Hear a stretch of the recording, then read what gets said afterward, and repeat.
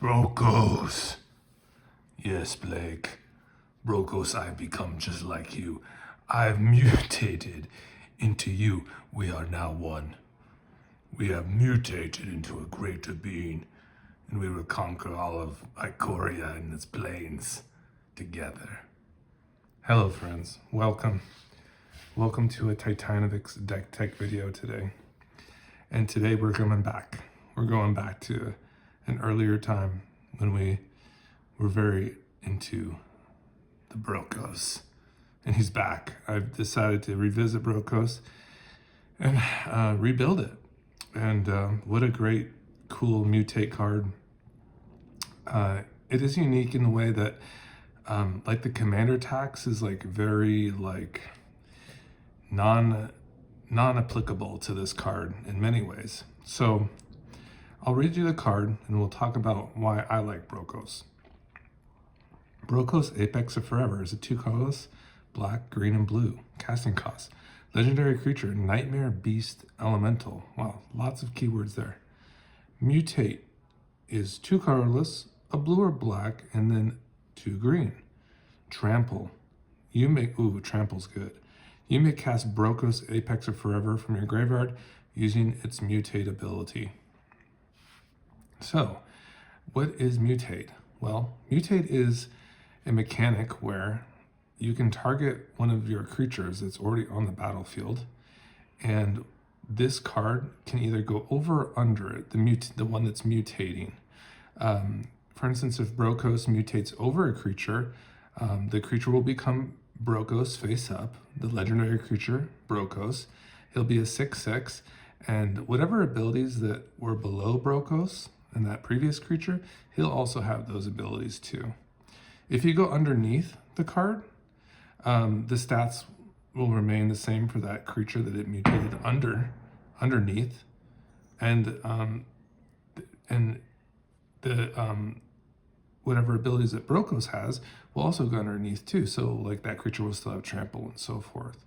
It's basically, I think mostly the stats just kind of, are like affected by going over or under, which is like a big part of it. So one of the things about Brokkos is like the cool art. Like it's really hard also just to kind of decide like, what art you want to use with this one. Like, isn't that just gorgeous? I mean, it's so classy, and it's got like the birds, and he's just an interesting creature overall, like a black, green, and blue. He's got a lot going on, and the Apex of Forever, what a beautiful like kind of flavor for it, and the fact that you can just, one of the major pieces about Brokkos, and I kind of hinted at this already, was that Brokkos can mutate from the graveyard. So even if Brokkos gets removed for whatever reason, we can just put him in the graveyard and then keep mutating onto things with him. And it's like those mutates are just so key for this deck. Just like having mutate on a stick, like at basically any time at any of our future turns, we can just mutate onto something and basically make it into like a 6/6 trampler. And also just getting that mutate in general is good for our synergy. A lot of our creatures benefit from the mutate mechanic, and we have a lot of support for it. So without further ado, let's get into the creatures. And this is exactly how the order is on Moxfield. So you can kind of just go on Moxfield and just go through the cards one by one. There's some newer cards in here, which are just very good, of course. Landfall already had a lot of good support, but of course, like Aftermath Analyst is just another step above, right? And just more support for graveyard synergy, more support for landfall, very reasonable rates of creatures, so it works with like the Great Henge. We can mutate on this thing if we want. We can do a lot with the Aftermath Analyst. So what a super card this is. And just going to really give us a lot of land advantage and graveyard advantage. Ashaya is just one of those really great landfall payoffs where all of our creatures will be considered lands. So they can tap for mana, and then also when they become, for our things that benefit from landfall, like they have that keyword characteristic in their text. Once we play creatures, they will see those as lands as well, so it'll trigger off landfall. So it's just crazy, and this thing gets really big and scary. It's a very cool card there. This is one of the better landfall payoffs. is Auspicious Starix.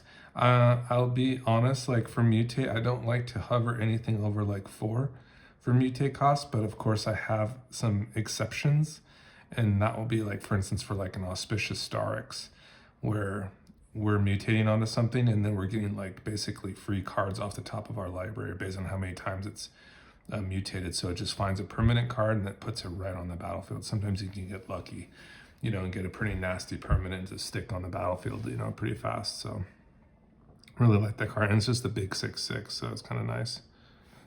Avenger Zendikar, this is like one of our nice landfall payoffs. Now there is a version of you know, Sultai, you know, and probably in this mutate archetype where we're going to get into like Genesis Ultimatum, and really you could go a couple different directions with that.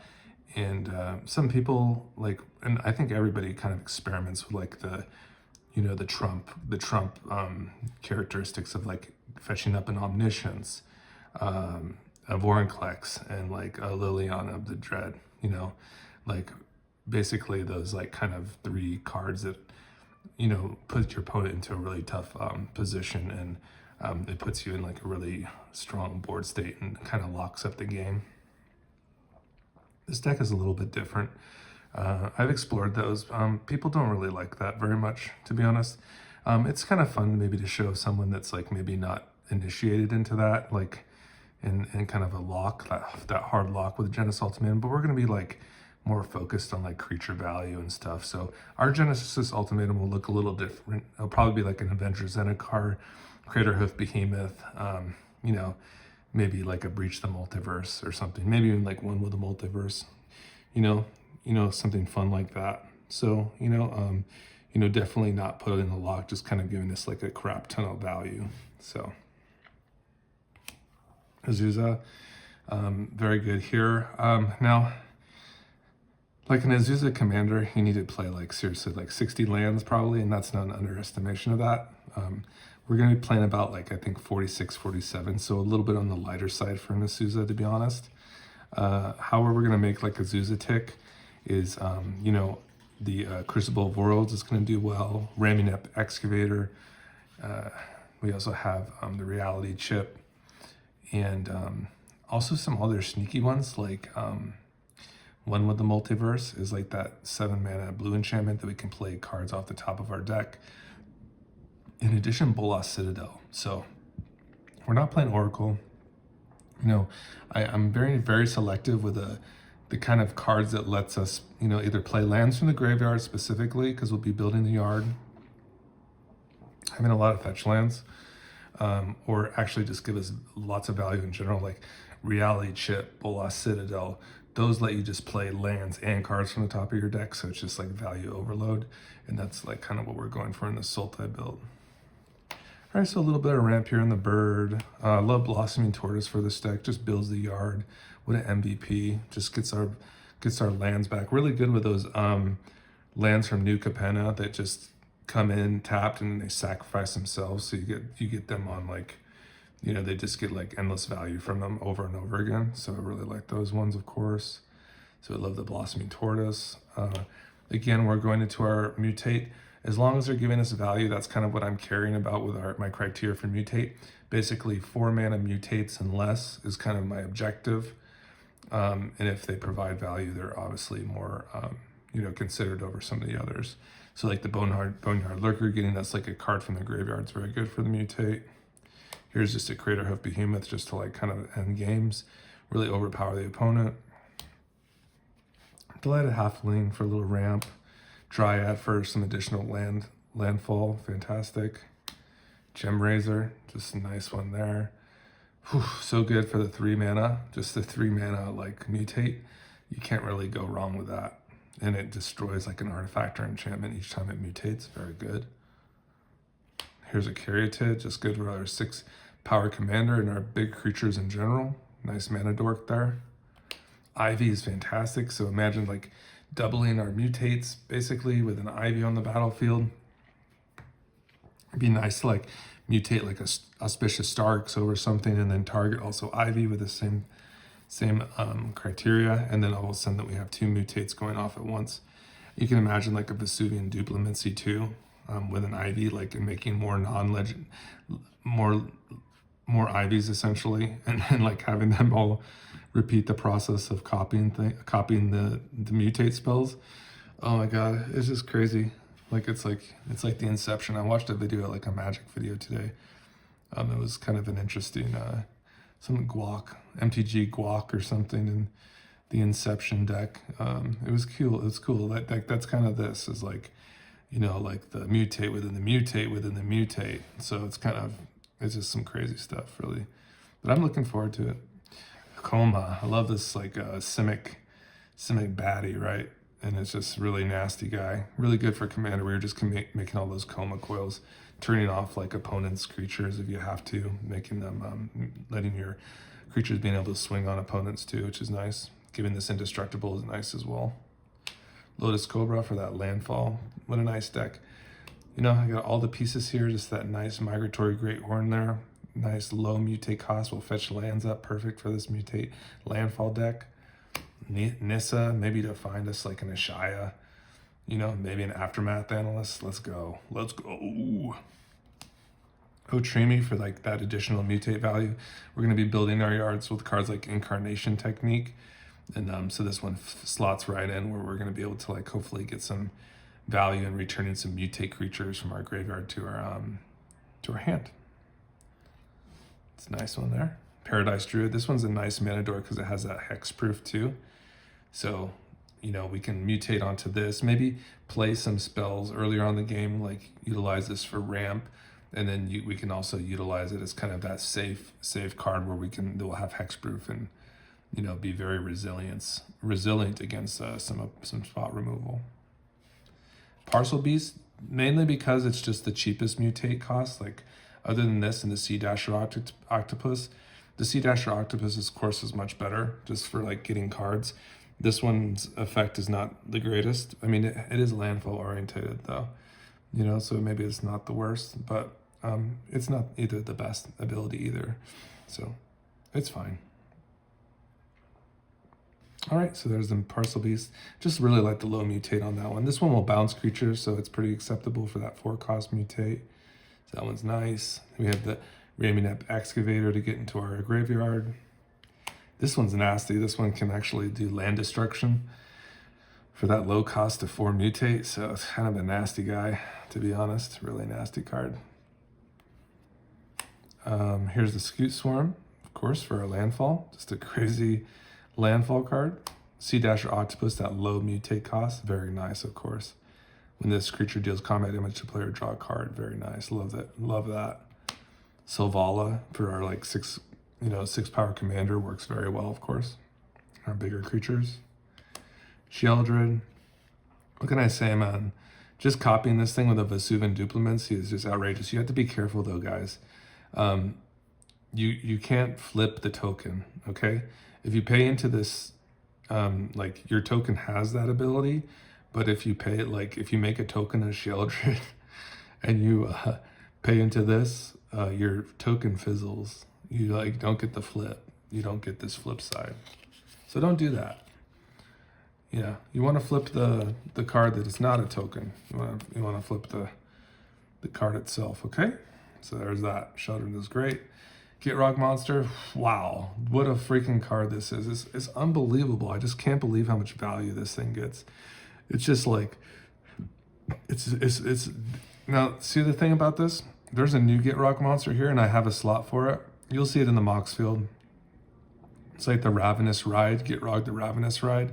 These are both value gasms. They're just the most ultimate value cards. I mean, this one is just going to, you know, you can sacrifice lands. You'll draw to keep the, Get Rog in play. And so that will draw a card when that land hits a graveyard. And you can play additional lands with the Get Rog Monster too.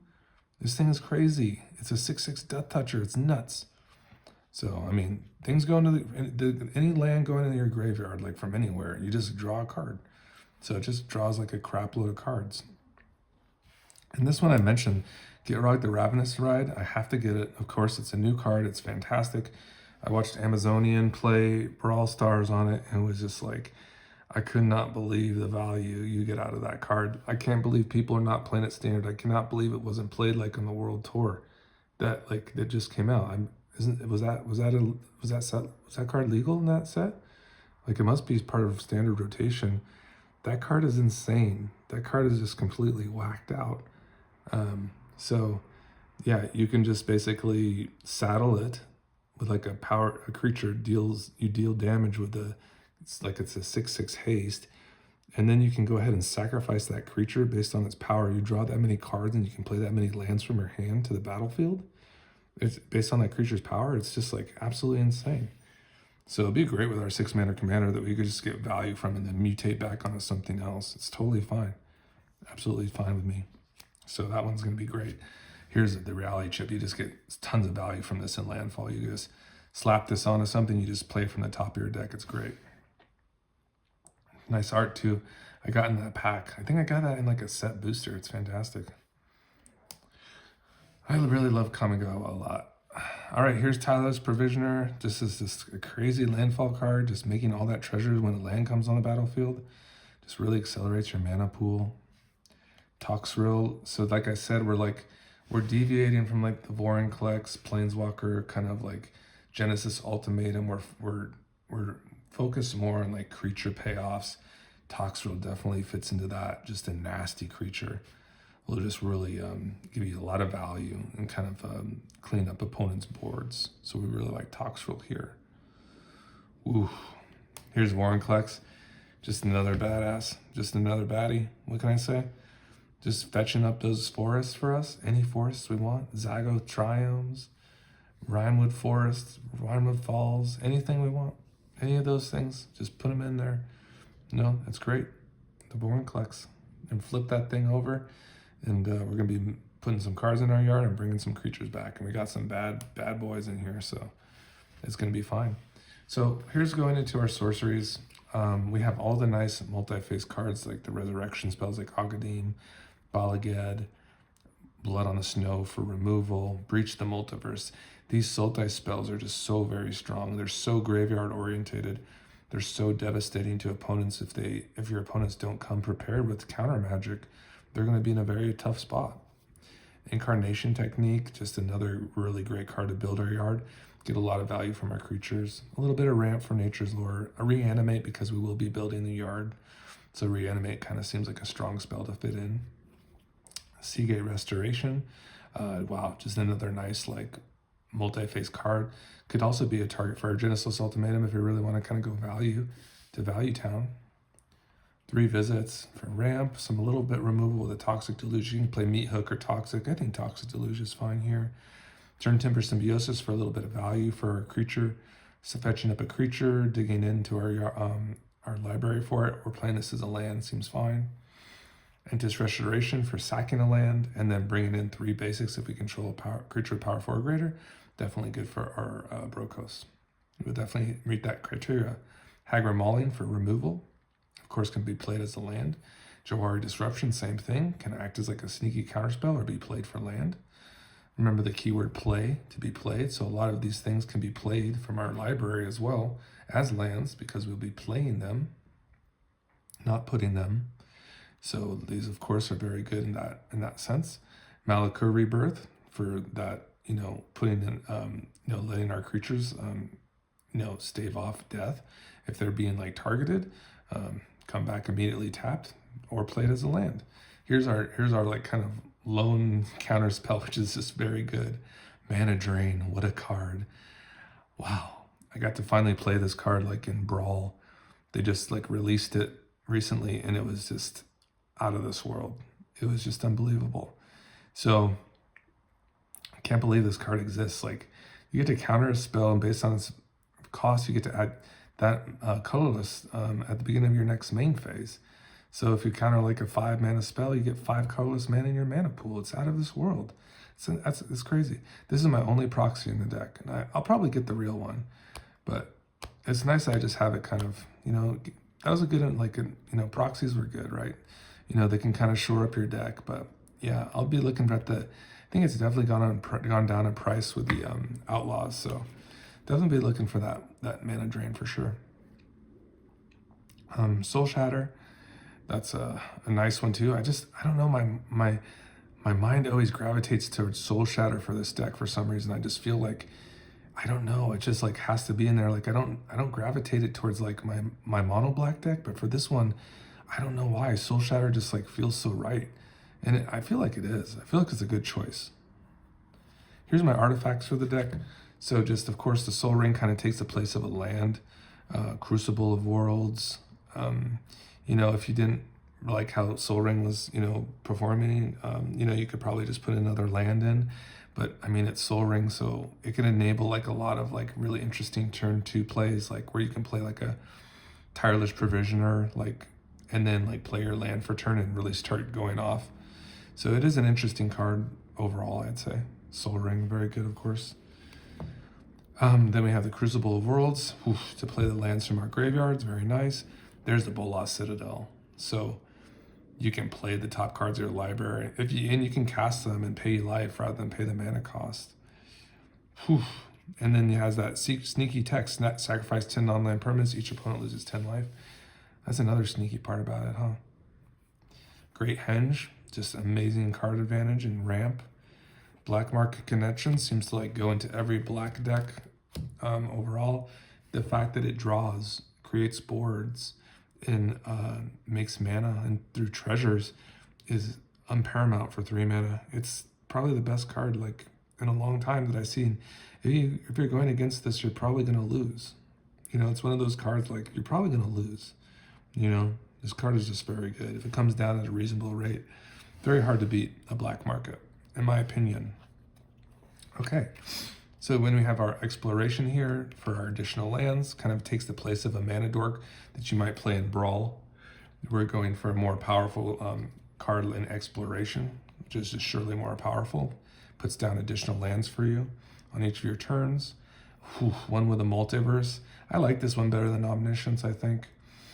Yeah, I feel like it just feels better for me. Like I can play things from the top of my library on future turns. I can play like a free cast every turn. It's just a really great blue card. And all in all, very good, you know? Love it. Then we have Vesuvian Duplimancy. This card is very good in this deck. It's definitely like one of our better showings of a Vesuvian Duplimancy. The fact that we mutate onto something and we create a copy of that creature that we mutated on. So it's really interesting. Really good with like enter the battlefield cards like the Blossoming Tortoise and such. So yeah, overall just very satisfied with a Vesuvian Duplimancy in this deck. Boseiju, who endures. These are just like all our really sweet lands. I would have to say like for like the Terramorphic Expanse, like I'm gonna play around with this because I really do prefer the ones from New Capenna, but we'll try them out too. Like we can definitely be playing like the Obscura Storefront, I believe it's called. And there's another one, I think it's called the Broker's Hideout. In favor, we'll play probably the Involving Walls and Terramorphic Expanse just because I don't have those cards, those Broker's Hideout and Obscura Storefront. But these should be fine.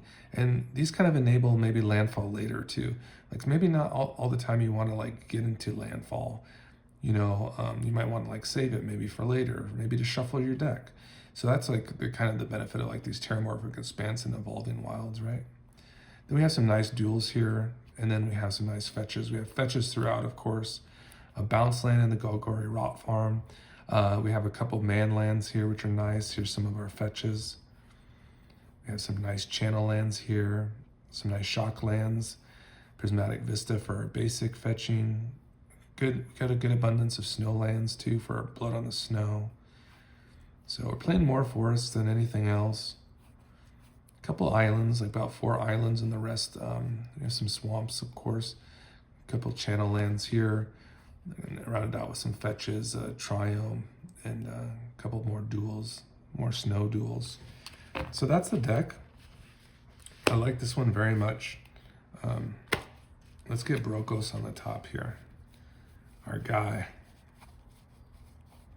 the star. And then we'll be all set. So there it is, guys. I hope you enjoyed Brokkos, Apex or Forever. And if you look into it, maybe try it out on Brawl. See how it goes. I'll probably post like a Brawl list too. You know, if you want to try that one out. It's a little nastier, like in terms of like, maybe just like the outcome is maybe more nastier because I'm playing like, I have like omniscience and show and tell in there. You know, that kind of toxic gaming, you know, because I want to see how the deck goes, and then I want to kind of extend it into casual. So, you know, some of the card choices get more powerful, but the game plan kind of relaxes a little bit, if that makes sense, you know, but it's still very powerful. So have a great day, everybody. Hope you have a great one. Bye-bye.